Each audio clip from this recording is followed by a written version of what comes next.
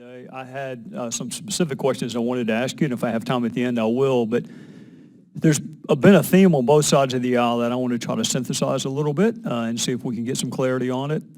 At various points this afternoon, one or more of you have used words like authentic, accurate, misinformation, and disinformation. But at the same time, at least one of you has said you're not an arbiter of the truth. And I'm trying to reconcile how you can have disinformation or misinformation and not be an arbiter of the truth. So I guess, Mr. Stretch, we can start with you because you said you're not an arbiter of the truth. If that is true, then what is disinformation? Disinformation we think of as inaccurate information spread with malicious intent by a foreign actor, and that would not be permitted on our platform. We don't need to decide whether the information itself is true or false to try to rid our platform of that. We don't want foreign actors masquerading as something they're not in order to speak on politically divisive issues in this country. That's easy.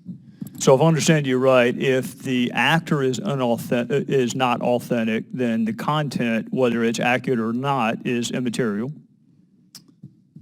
That's correct. All right.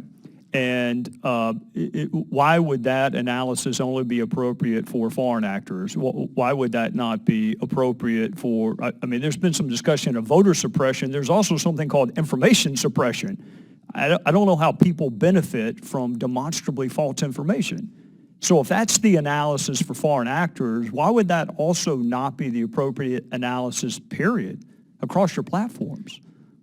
That is our policy across our platform. So everyone who shows up to Facebook is required to be their authentic self, and most fake account activity is local to the country. Those are two different things. I can be my authentic self and say today is Thursday. And what are you going to do with that? We believe that you be permitted to say that. Under what Constitution? Do you think the Constitution protects intentionally false statements? Sir, we are trying to provide a platform for authenticity. I'm with you. If we could just, I assume you're a lawyer. I know your colleague to my right, your left, is a former AUSA, and I appreciate your service there. I assume all of you are lawyers, or you wouldn't have the jobs that you have. So is it constitutionally protected to utter an intentionally false statement? So it depends on the context, but there is recent Supreme Court precedent on that. On Facebook, on which side, that it is or is not? That it is in most cases protected. However, on Facebook, our job is not to decide whether content is true or false. We do recognize that false news is a real challenge.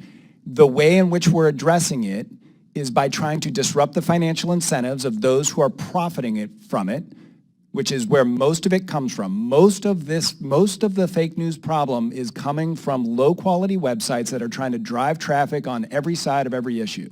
And by disrupting the financial incentives, we're able to limit the distribution. We're also trying to make sure that users do know when a story has been disputed by a neutral third party and alerting users to that fact.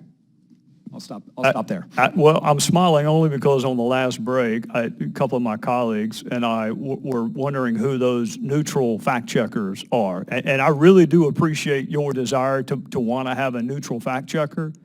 If you could let me know who those folks are, I'd be really grateful because people in my line of work might take exception with the neutrality of some of the fact checkers. So if I understand you correctly, the authenticity of the speaker is very important. The accuracy of the content, less so.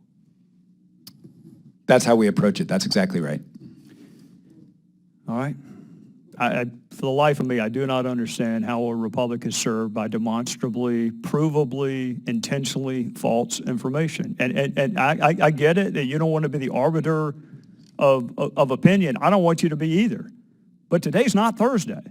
So if I say it is, I swear I don't understand how my fellow citizens benefit from me telling them something that is demonstrably false, and I am saying it with the intent to deceive. I for the life of me, I don't get it, but I'm out of time. Gentleman's time expired. Several members requested a second round. So. We will make America great again.